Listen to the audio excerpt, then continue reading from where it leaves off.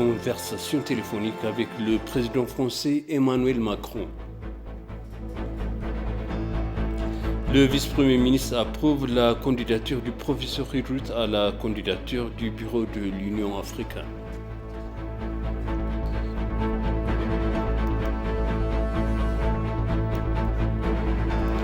Bienvenue chers téléspectateurs sur ABC, c'est moi Zalal Mourkana avec le journal. Le Premier ministre de la République fédérale démocratique d'Éthiopie, Abiy Ahmed, a déclaré avoir eu une conversation téléphonique avec le président français Emmanuel Macron. Le Premier ministre Abiy Ahmed a pour sa part déclaré que l'Éthiopie et la France avaient échangé leurs points de vue sur le renforcement de leur coopération et le soutien aux questions nationales et régionales.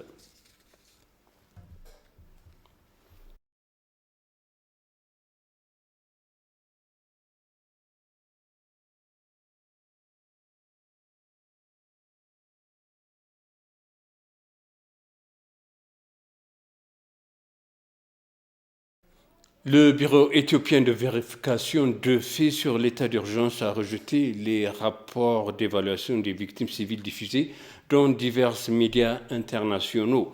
Dans une déclaration publiée, le bureau a formulé que les rapports ne sont pas étayés et souffrent de motifs politiques malheureux. Le fait que nous ne soyons pas retrouvés avec des causes civiles importantes témoigne de la planification minutieuse et du professionnalisme de nos forces de défense, a-t-il exprimé.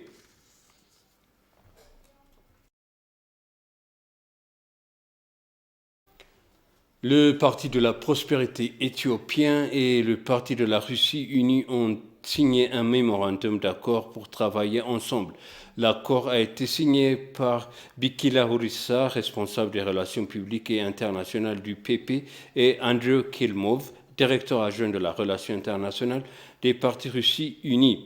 Au cours de la cérémonie de signature de l'accord, Bikila a informé la délégation russe de progrès remarquables réalisés grâce aux réformes entreprises par le Parti de la prospérité au niveau national.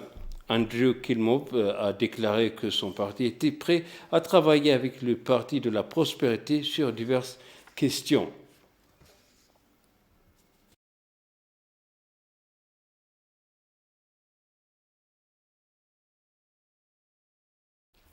Le vice-premier ministre et ministre des Affaires étrangères Damagha Mekonnen demande pourquoi l'Éthiopie n'a jamais assumé un poste de commissaire au sein de l'Union africaine, bien qu'elle soit membre fondateur de l'organisation.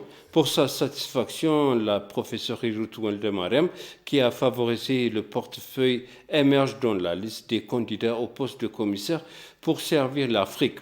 S'adressant à la réunion, le vice-premier ministre et ministre des Affaires étrangères Damagha Mekonnen a salué l'engagement de l'Union africaine à relever les défis du développement du continent. Exprimant ses visions au public, la professeure Hirutu a déclaré qu'elle avait un plan pour bénéficier d'une éducation inclusive et pertinente pour tous en Afrique. L'éminent historien éthiopien, le professeur Bahru Zawde, a pour sa part félicité Hirutu pour sa candidature et mentionné quelques-unes de ses contributions à l'arène universitaire.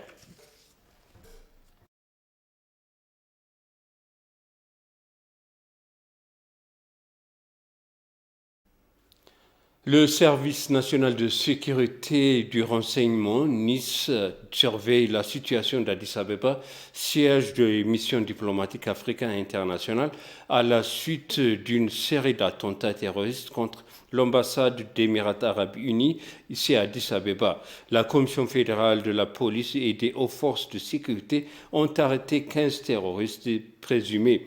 Le service a déclaré dans un communiqué aux médias que les terroristes qui avaient formé un groupe terroriste infiltré et reçu une mission étrangère de terroristes prévoyaient de mener une attaque terroriste contre l'ambassade des Émirats arabes unis ici à Addis Abeba avec des armes et explosifs. Ali Ahmed Ardaitou, un membre de 35 ans du groupe qui dirigeait le groupe, a été arrêté en collaboration avec le bureau d'enquête criminelle de la police fédérale. Selon le communiqué, le service national de renseignement et de sécurité NIS a déclaré dans un communiqué qu'Ahmed Ismail avait été arrêté en Suède sous les auspices des services de renseignement, de sécurité et de renseignement du groupe terroriste. Les arrestations de 21 suspects en relation avec le complot ont été intensifiées selon le communiqué. Le service national de renseignement et de sécurité a déclaré dans un communiqué aux médias que les membres du groupe terroriste étaient impliqués dans le recrutement, le complot et le ciblage de terroristes dans les ambassades des Émirats arabes unis à Addis Abeba et au Soudan.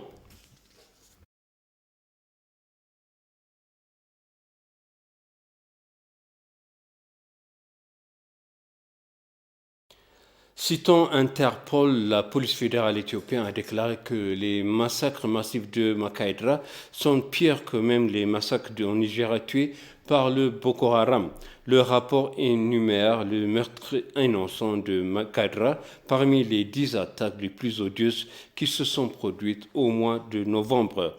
Le gouvernement éthiopien a accusé le groupe armé illégal du jeune TPLF nommé Samri d'avoir tué plus de 600 civils dans la ville de Makaïdra en raison de leur appartenance ethnique. L'Éthiopie, le Niger, la Mozambique, la République démocratique du Congo, la Somalie, le Burkina Faso et le Tchad seraient parmi les pays africains qui ont récemment été témoins d'attaques odieuses contre des innocents selon le rapport.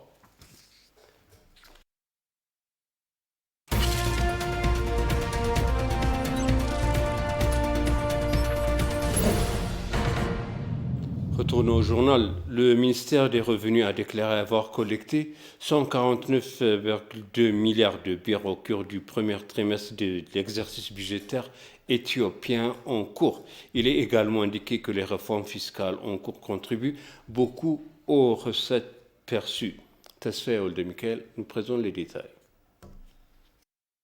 Le ministre des Revenus a révélé qu'il avait collecté 149,2 milliards de beurre au cours du premier semestre de l'exercice budgétaire éthiopien. Les revenus perçus auraient montré un niveau élevé de 17% par rapport à la même période de l'exercice précédent. La réforme fiscale actuelle a contribué à automatiser des données contribuables en vue de moderniser le système fiscal. La réforme fiscale contribue non seulement à augmenter les recettes publiques, mais vise également à rendre le système fiscal totalement équitable. Bien que beaucoup reste à faire pour réduire le niveau de conformité des clients et augmenter les recettes fiscales, la réforme contribue à atteindre son objectif. L'expert financier a souligné que le gouvernement devrait mettre en œuvre la réforme fiscale pour atteindre son objectif. Si le gouvernement met pleinement en œuvre la réforme fiscale, il atteindra le résultat escompté. Le gouvernement doit forcer les contribuables à utiliser la caisse enregistreuse et éviter les fraudes. Toutes les informations sur le contribuable doivent être transmises aux services automobiles, sinon le gouvernement ne pourra pas collecter les revenus générés par l'économie. Le gouvernement devrait préparer le serveur à accéder à toutes les informations. Le système actuel doit être renforcé et reproduit pour rendre efficace le recouvrement des impôts. Lorsqu'un client achète dans le magasin, cela doit être directement signalé au bureau des impôts. Le gouvernement perd beaucoup. Il a également embauché des auditeurs indépendants et compétents. L'expert a suggéré que le gouvernement doit préparer un rapport fiscal au sein de son propre agent et travailler en étroite collaboration avec les parties prenantes. Le droit de douane éthiopien a donné une autorité légale pour préparer un rapport fiscal, mais il n'utilise pas son droit de manière appropriée. Il n'y a pas de professionnel indépendant qui effectue correctement ce travail. À cause de cela, le gouvernement est contraint de perdre une vingtaine de recettes. Seuls quelques contribuables viennent avec des états financiers, mais le comité de vérification comptable leur donne une certification. Le gouvernement doit donc travailler en étroite collaboration avec les parties prenantes telles que les contribuables, les professionnels et d'autres. Le ministre a déclaré que la performance était très louable à la lumière des défis actuels, y compris Covid-19 dans le pays.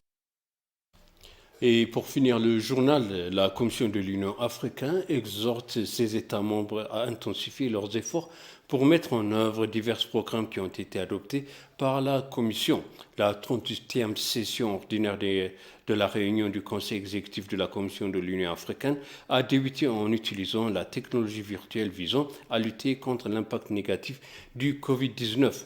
S'exprimant à cette occasion, le ministre des Relations internationales et de la coopération et ministre des Affaires étrangères du gouvernement sud-africain et président du Conseil exécutif de la Commission de l'Union africaine, le Dr Naledi Pandor, a déclaré que le nouveau effort était essentiel pour gérer les activités de relèvement après la pandémie du Covid-19. Selon le président, seuls quelques vaccins emballés sont arrivés sur le continent pour lutter contre le virus.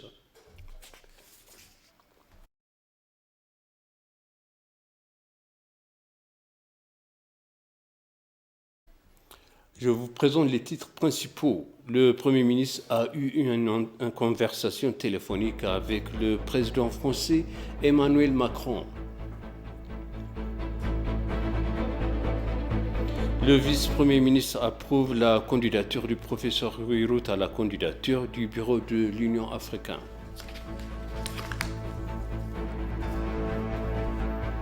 Chers téléspectateurs, ainsi s'achève le journal. Merci de nous avoir suivis et excellente suite de programme.